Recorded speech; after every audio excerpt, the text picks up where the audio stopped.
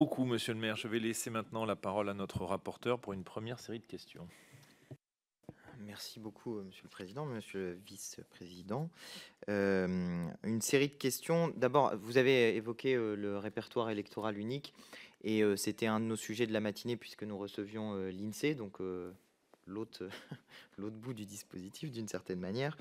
Moi, j'ai plusieurs questions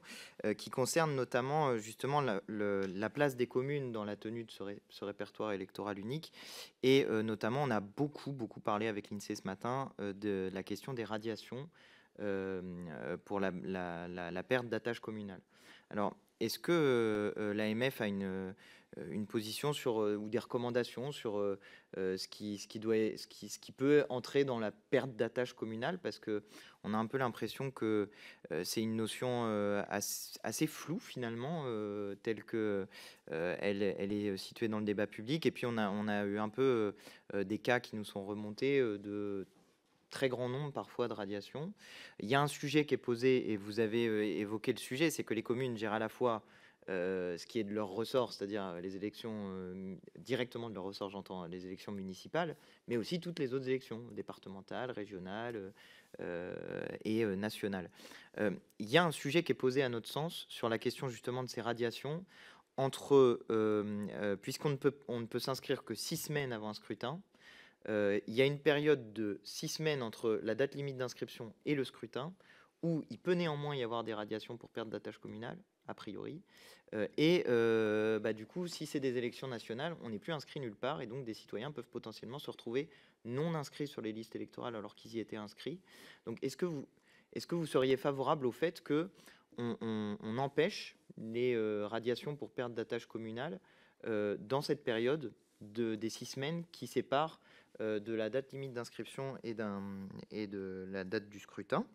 Parce que c'est des choses qui nous ont été remontées, c'est aussi ce que propose la Cour des comptes, donc ça peut faire partie des choses qu'on peut étudier.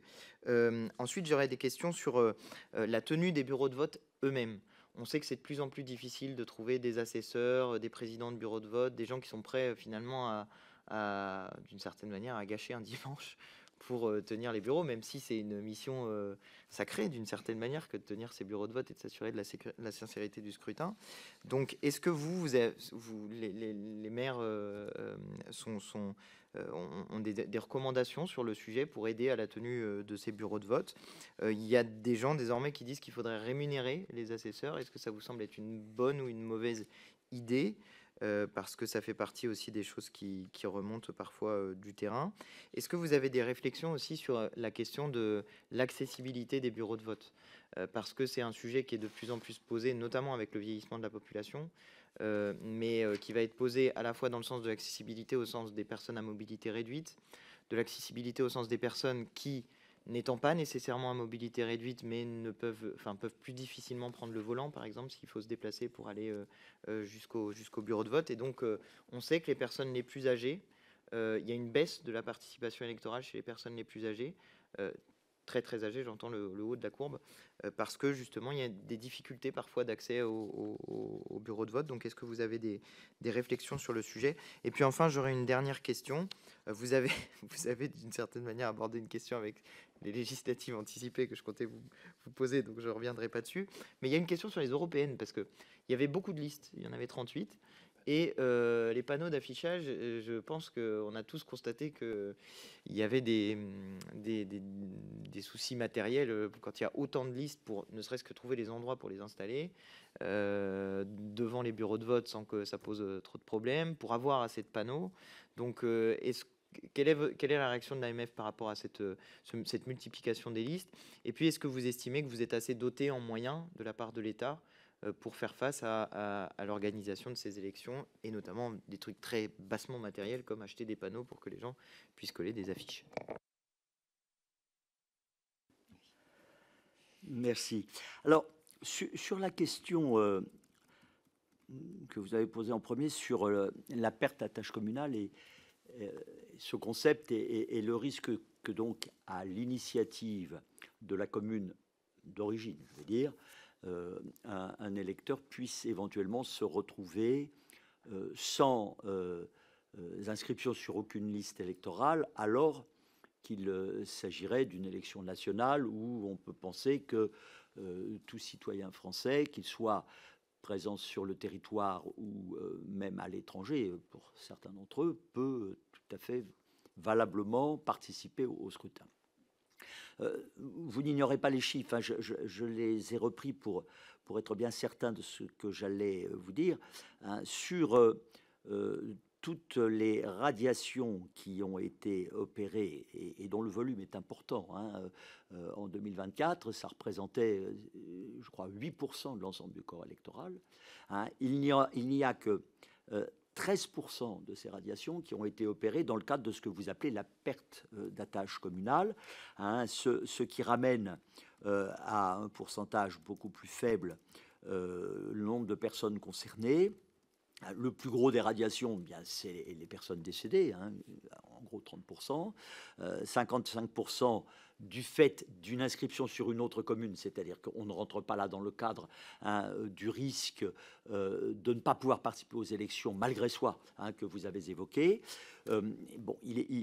est clair que ces radiations, quand elles sont prononcées à l'initiative de la commune, le sont la plupart du temps dans la meilleure connaissance de cause. Hein. Moi, il m'est arrivé d'évoquer cela avec mon service des formalités administratives qui organise les élections, qui bien sûr, hein, me fait part des données sur lesquelles il va avoir à transmettre d'éventuelles demandes de radiation. Nous nous efforçons, et je pense que tous les maires de France le font, nous nous efforçons de nous entourer, hein, d'un ensemble d'éléments suffisamment pertinents et convergents pour que cette radiation puisse être opérée. Ceci dit, pour répondre à la question dans la question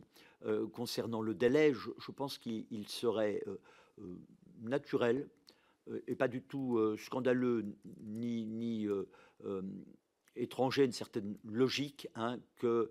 on en reste à un délai raisonnable. Et vous avez parlé des 6 semaines. Moi, je pense que en tous les cas, ça ne choquerait pas le maire un peu expérimenté que je suis. Je pense que ça serait explicable à tout le monde, hein, et que ça serait éventuellement et même certainement de nature à empêcher tout risque et à faire craindre tout risque de se trouver éventuellement un jour privé de son droit d'électeur, bien malgré soi. Toujours est-il qu'il reste, moi j'ai eu encore à le pratiquer lors des derniers scrutins, il reste toujours la possibilité, le jour même du scrutin, hein, d'obtenir sa réinscription sur les listes électorales. Et la plupart du temps, les électeurs qui se présentent dans ces conditions et à qui on donne toutes les indications pour le faire, hein, le font parce qu'ils estiment qu'il est important, obtiennent satisfaction et ça rentre dans l'ordre. Mais c'est vrai que il y a des électeurs qui ont été radiés, qui ne le savent pas, hein, alors même qu'ils n'avaient probablement pas plus que ça l'intention de participer au vote. Et c'est vrai, ça me permet d'aborder votre deuxième question. Tout ce qu'on évoque aujourd'hui est sur fond d'une baisse réelle et qui a tendance à se confirmer et à s'aggraver, quel que soit le type de scrutin, de la participation. Il est sûr que, pour en venir à la tenue des bureaux de vote, lorsque la participation correspond à ce qu'on voyait encore il y a quelques décennies, c'est-à-dire avec quelquefois plus de 70%, ce qui était médiocre il y a 50 ans et qui est extraordinaire aujourd'hui, il y a un vivier de personnes, la plupart du temps connus et fidèles sur la commune pour y participer, qui se tiennent prêtes à participer à la tenue des bureaux de vote. L'assoupissement de la mobilisation conduit également à la réduction de ce vivier, même si cette réduction du vivier n'est pas proportionnelle à la baisse de participation de nos concitoyens aux élections. Je me souviens que la première question posée par ma responsable de ces questions au lendemain du scrutin européen, c'était: est-ce que nous allons avoir suffisamment d'assesseurs? Et immédiatement, nous avons pris la décision, je pense que beaucoup l'ont prise, de ne pas attendre la semaine ou les 10 jours précédant le premier tour pour prendre contact avec ceux qui venaient de tenir les bureaux de vote des européennes ou qui, d'habitude, tenaient un bureau de vote et là n'avaient pas pu le faire pour leur dire l'importance qu'il y aurait à ce qu'on puisse dès maintenant s'assurer de notre capacité minimale, compte tenu de la réglementation, à pouvoir organiser le bureau de vote. Et dans ma commune, et je n'ai pas eu de retour vraiment contraire dans le département, on n'a pas... on s'est posé la question, on a été inquiet, mais on a assez vite été rassuré du maintien de l'engagement, malgré les difficultés de date, parce que organiser un mois après un scrutin nouveau dans le cadre de législatives anticipées est probablement moins périlleux en avril ou mai que fin juin, début juillet. Malgré ces dates qui étaient quand même assez particulières, on a pu tenir le choc, mais on sent que les choses se sont fragilisées. Il y a une époque où, je ne dis pas qu'on refusait du monde, mais où la mobilisation était spontanée et où nos concitoyens nous relançaient avant qu'on ne les relance. Bon, là, on est plus sur le mode s'assurer que nous n'aurons pas de difficultés, et s'apercevoir que ça va être le cas, mais on sent une fragilité naître, ça c'est tout à fait évident. Alors, ça m'amène à la question sur rémunération ou pas. L'AMF n'a pas de doctrine sur le sujet parce que le sujet n'a jamais eu à faire l'objet d'un travail, d'une réflexion et d'une décision de notre bureau national. Mais je crois, et là je suis plus au doigt mouillé que dans une réalité bien maîtrisée, je crois qu'il y a plus de maires aujourd'hui qui pensent qu'être assesseur, être délégué, c'est du volontariat citoyen et qu'à ce titre, la question du bénévolat est finalement extrêmement importante. Ceux qui expriment un avis contraire sont certainement ceux, et ça témoigne une fois de plus de la fragilité naissante que je faisais remarquer, sont ceux qui ont dû rencontrer des difficultés. Mais je pense que on le voit avec les personnes qu'on connaît bien, qui ont l'habitude de nous accompagner dans la tenue des bureaux de vote. On est vraiment dans un engagement citoyen. L'idée d'envisager une rémunération sous quelque forme que ce soit me semblerait peut-être faire craindre qu'on mette un début de verre dans le fruit avec peut-être une perte ou une aggravation du risque de perte du sentiment citoyen et de la nécessité pour ceux qui en ont pris l'habitude et qui permettent un renouvellement, parce qu'on a des nouvelles générations et de nouvelles personnes de s'y prêter à nouveau. Donc, sur cette question de la rémunération, c'est vraiment là mon avis personnel avec l'analyse que je peux faire sur mon département. Je ne pense pas que ce soit souhaité. Et si c'était souhaité, je ne pense pas que ça soit souhaitable. Et je ne suis pas persuadé que ceci conduise, si on y arrivait, à recruter plus de monde que cela. Parce que,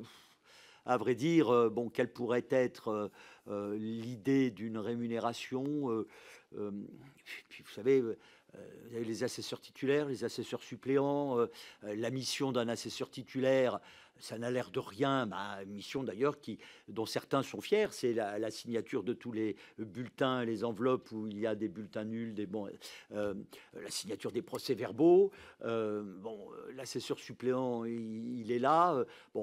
Si on va dans un dispositif où on considérera que l'assesseur suppléant doit être indemnisé plus que l'assesseur titulaire, alors que finalement ils n'auront peut-être passé le même temps au bureau de vote, mais que l'émission des uns et des autres, je pense que mettre le doigt dans cet engrenage, sauf si les réalités, et ça serait assez triste et préoccupant, nous y conduisaient,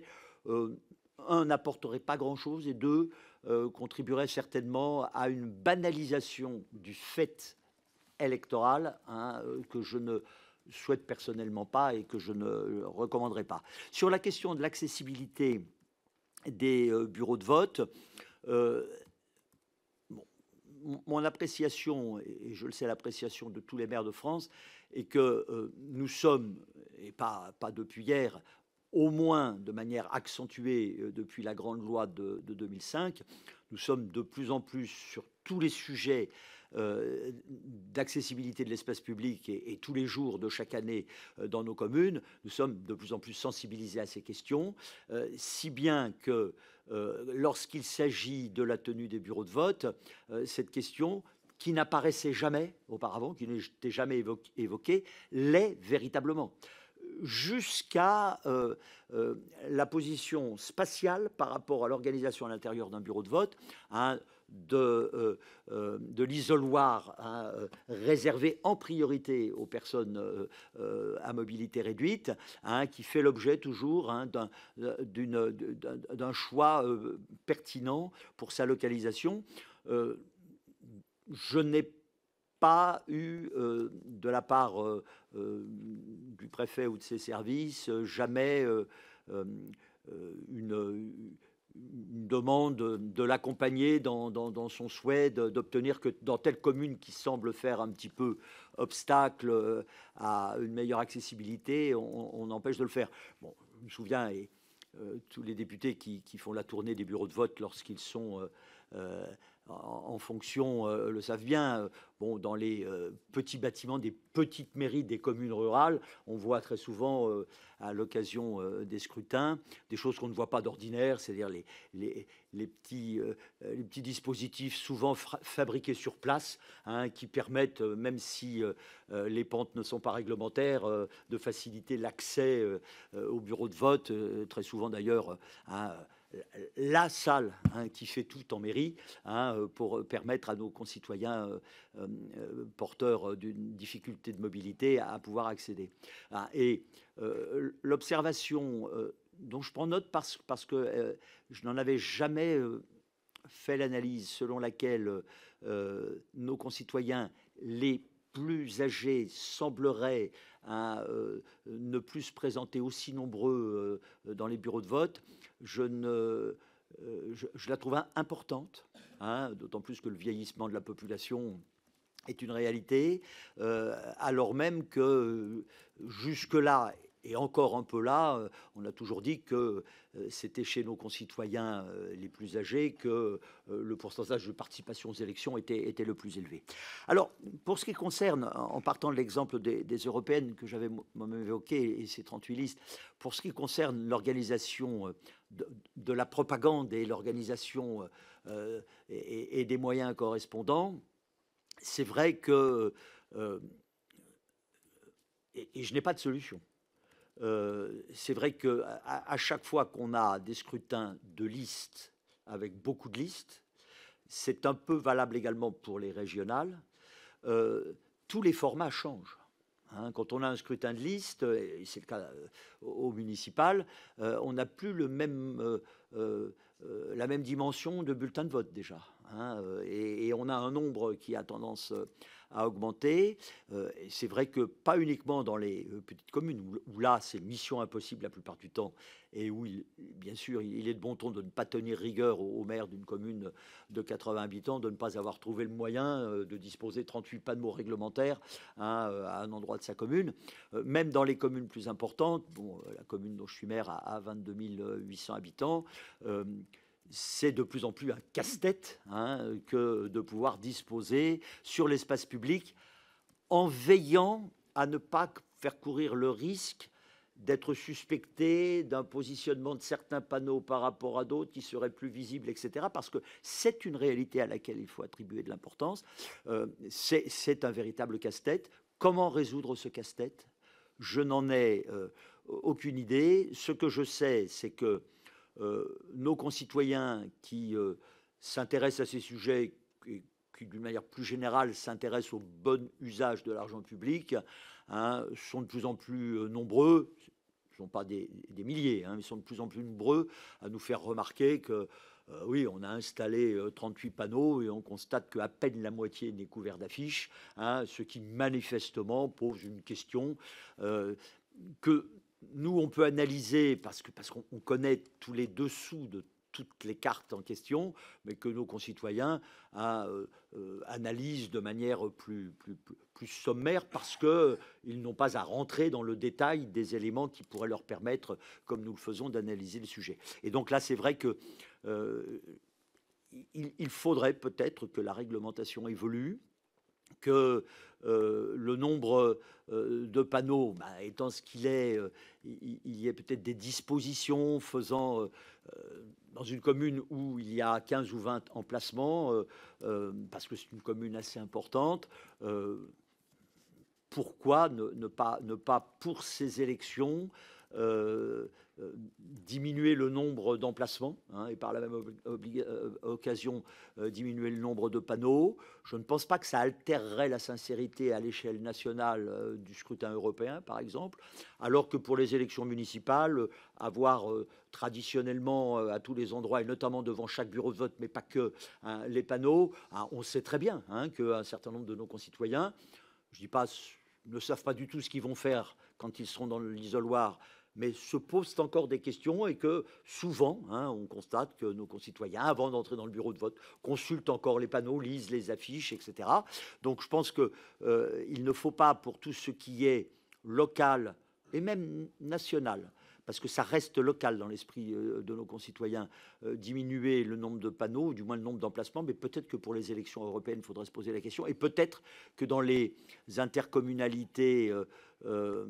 très très rurales, des dispositions pourraient peut-être être prises pour que au chef-lieu, entre guillemets, de l'intercommunalité, une obligation subsiste, mais qu'elle soit allégée ailleurs. Enfin, ça mérite en tout cas d'être réfléchi.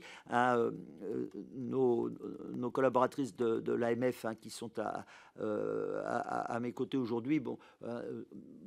relaieront probablement cette question qui n'est pas mineure et qui mérite d'être vue. Les moyens. Alors, bien sûr, si vous avez face à vous sur quelque sujet que ce soit aujourd'hui un maire qui vous dit moi j'ai tout ce qu'il me faut, l'État me donne tout et à foison et donc il n'y a pas de sujet, je pense que vous en seriez les premiers surpris et je ne serais pas de cela. Bon, nous avons des dotations pour les élections qui, si j'ai bonne mémoire, n'ont pas varié depuis 20 ans. Il n'aura échappé à personne que depuis 20 ans, le prix des choses a bougé. Et que le panier, non pas de la ménagère, mais le panier du maire, a augmenté, et ces temps derniers, encore plus que la moyenne de ce qui rentre dans le panier dit de la ménagère. Bon. Il est clair que pour une mission correspondant à la fonction du maire représentant de l'État, ses services étant en l'occurrence des services de l'État au plan local, puisqu'il s'agit d'une mission de l'État, il y a une partie de plus en plus importante du coût de ces opérations électorales dans toutes les dimensions, pas uniquement à l'occasion du scrutin, mais dans la préparation et dans tout ce qui suit, qui relève du budget communal, c'est-à-dire de ressources qui ne sont pas des ressources affectées, alors qu'à l'origine, dans leur esprit, elles étaient affectées comme elles ont été décidées à l'origine d'être affectées pour les titres d'identité, où on voit bien le risque de décrochage entre le coût réel et les moyens que l'État met à notre disposition, même si, en parlant des titres numérisés, l'État, pour faire face avec nous à la grande difficulté qu'on a connue après la crise sanitaire, a vraiment accompagné et fait un gros effort pour nous soutenir. Donc, il est clair que ces dépenses nouvelles issues du budget communal mériteraient d'être mieux compensées, surtout lorsqu'il y a une accélération de certains calendriers. Pour les élections législatives de juin et juillet dernier, ne serait-ce que de ce côté, l'État a probablement à reprendre ses calculs et au